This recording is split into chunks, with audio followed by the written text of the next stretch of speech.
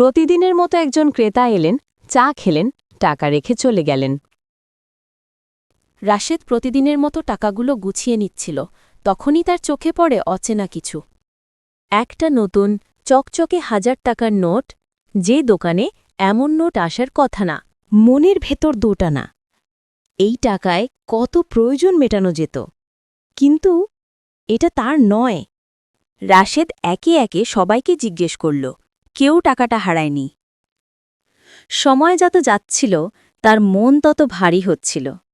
তখনই সে দেখল এক মহিলা ব্যাগ হাতুড়ে কিছু খুঁজছেন, যেন প্রাণের জিনিস হারিয়ে। রাশেদ কাছে গিয়ে জানতে চাইলেন।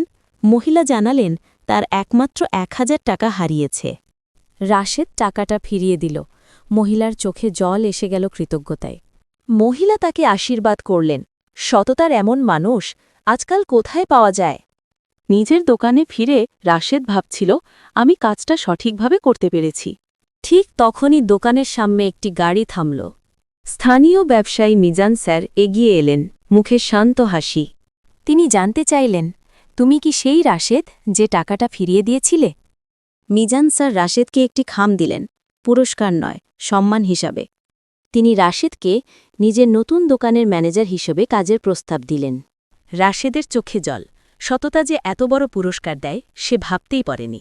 দিনের শেষে রাশেদ বুঝল, গরিব হওয়া পাপ নয়, নীতি না থাকাই পাপ।